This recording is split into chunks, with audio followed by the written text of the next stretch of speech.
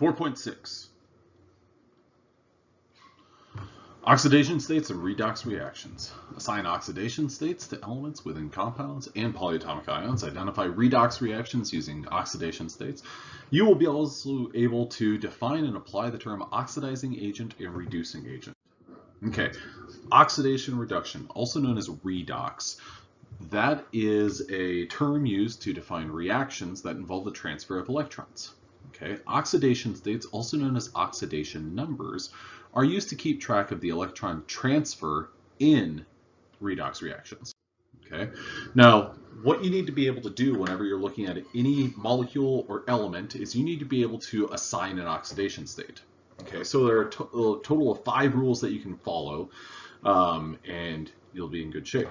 So the first rule is a neutral element that is not a part of a compound has an oxidation state of 0. For example, if you had something like Ne, neon gas. Neon likes to exist as a single atom floating around, and it has a 0 oxidation number. Monatomic ions have oxidation states equal to their ionic charges. Now these are the things that when you look at the periodic table, group 1, group 2, and some group 3 are going to be +1, +2, +3 respectively. So if you took something like sodium, sodium is in group 1, that likes to form a +1 cation. Something like fluoride likes to form a -1 anion. Okay. Rule 3, the sum of the oxidation states in any formula is equal to the overall charge on that formula. So if you took something like CH4, in the upper right hand corner, I circled where there should be, or where there would be a charge if there was a charge associated with that. There's no charge indicated there, therefore that overall molecule has an oxidation state of 0. Okay. What that means is that the charges of carbon and those hydrogens basically cancel one another out. In that particular case, carbon would be -4 and each hydrogen is +1. We're going to get into that in a little while. Oxygen tends to have an oxidation state of -2 in a compound, and hydrogen tends to have an oxidation state of +1 in a compound. Now let's get to some examples where we really kind of take this to heart and really kind of work through these things. Okay. Determine the oxidation state of the following species. Pause if you'd like. Okay. Mg, that's magnesium. Is there any charge indicated? Nope. So the oxidation state is 0. Okay. B, P3-. Is there charge indicated there? Absolutely it is. That is a -3. Okay. Now, part C, Fe in that FeCl3. Okay, in order to answer this, well, you have to know that Cl is in group 7 and therefore is a -1. Okay, so if that's -1, what's the overall charge indicated on this molecule? 0. If each Cl is -1 and there are 3 of them, that would mean that the total contributing negative charge from those chlorides is -3. In order for this molecule to have a no charge whatsoever, the Fe, or the iron, has to be +3. That's exactly what I said. This references those specific rules where you'd find kind of that insight. Okay, this is a good sort of question that you'll see from time to time. Determine the oxidation state of phosphorus in K3PO4. Okay, now you can dissect this K3PO4, and what I'd like you to be able to recognize is that this is 3K+ and PO4 3-. This is an ionic compound. PO4 3- is the phosphate ion, so PO4 has an overall 3- charge. What we can do at this point in time is we can forget about the potassium, because all that we want to do is figure out what is the charge of this phosphorus.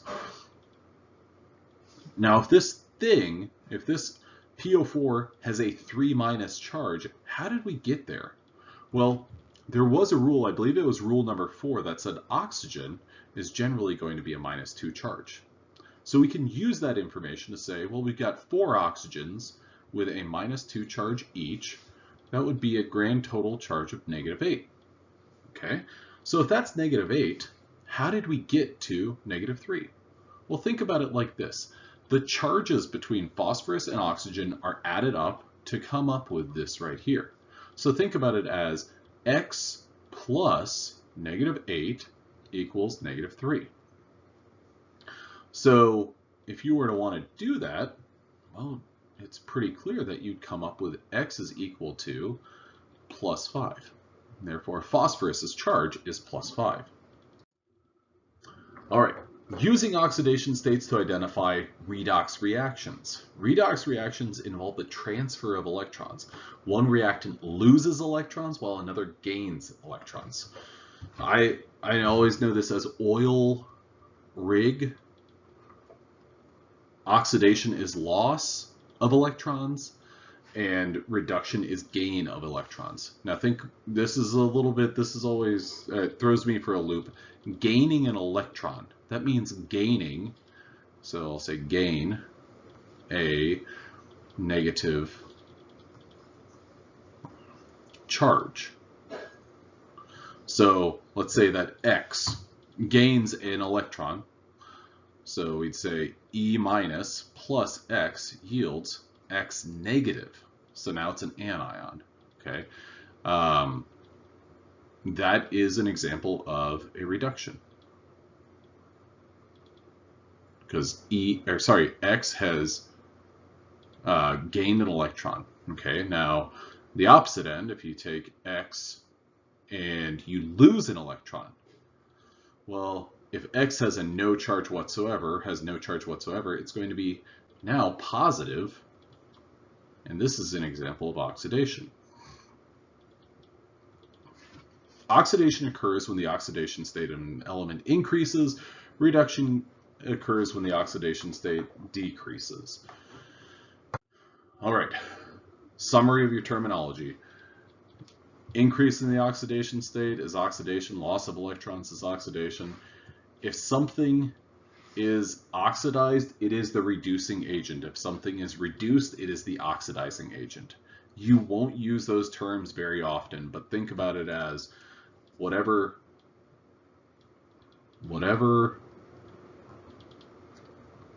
gets oxidized does the reducing, and vice versa. Whatever gets reduced does the oxidizing.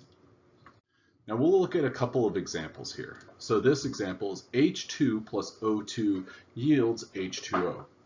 Now what we have here is a little bit tricky because H2 and O2, well, these each have no overall charge for this molecule. So 0, 0. Now what they're going to do is they're going to form H2O. What did we learn about, well, oxygen for rule 4 and hydrogen for rule 5? Hydrogen is generally going to be +1. Oxygen is generally going to be -2.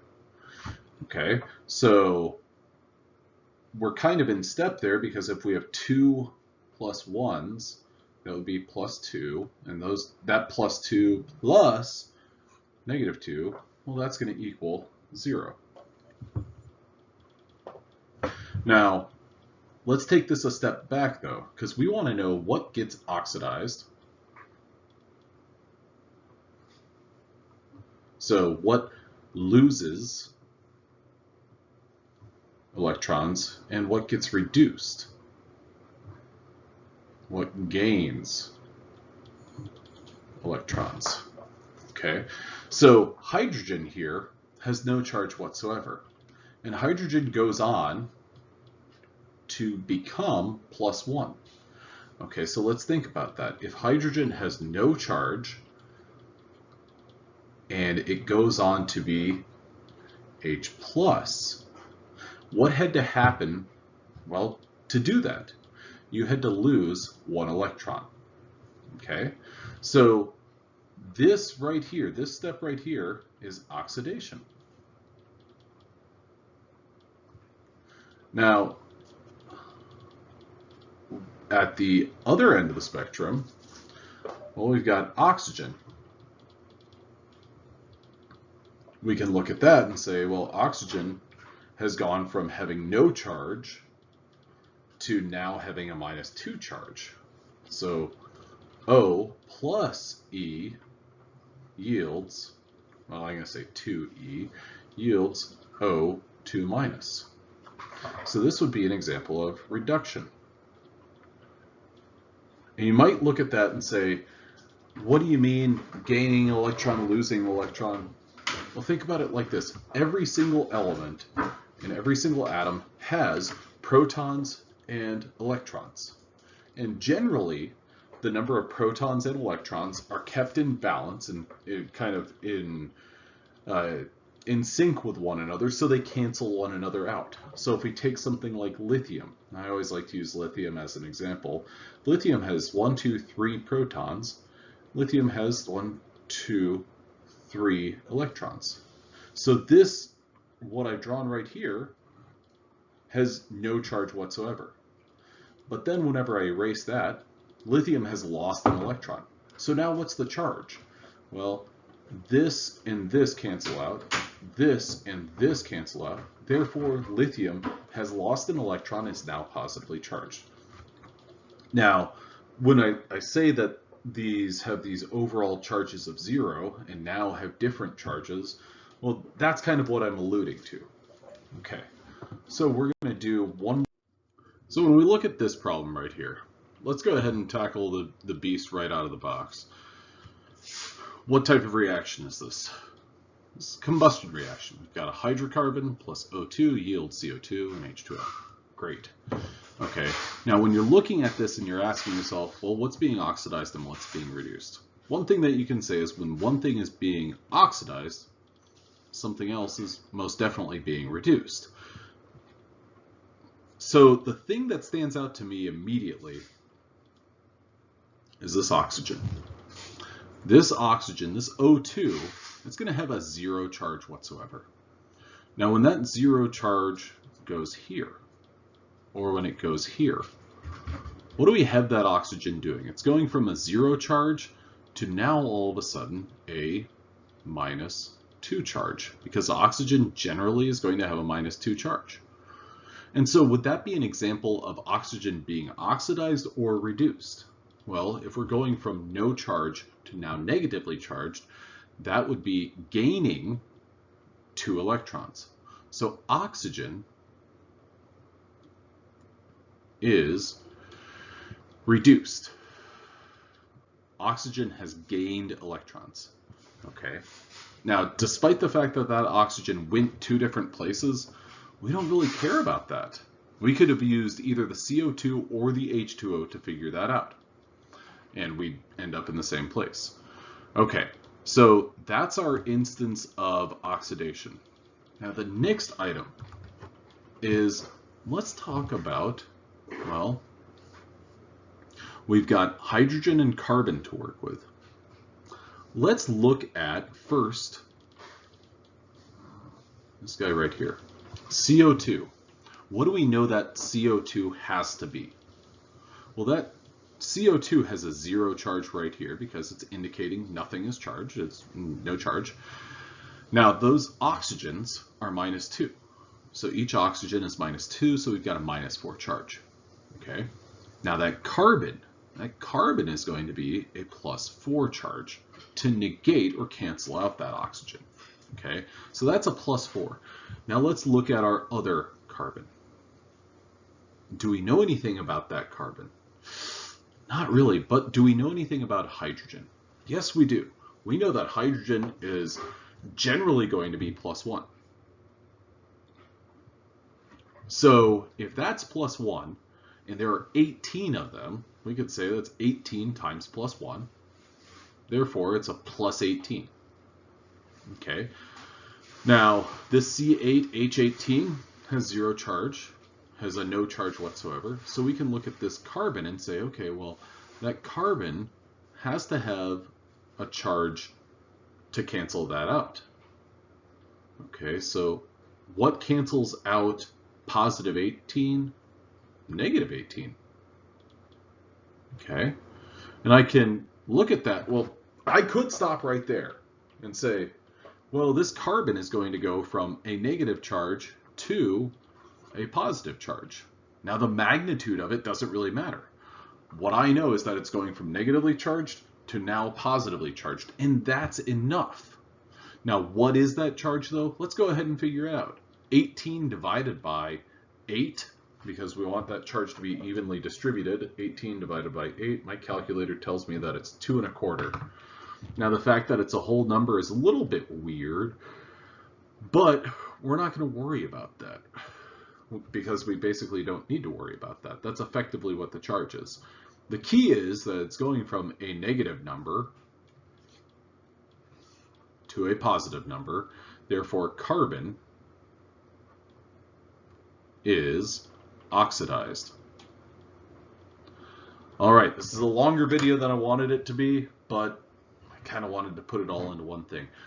This is tricky stuff, but I know you can do it, so keep on keeping on. I'll see you in the next video.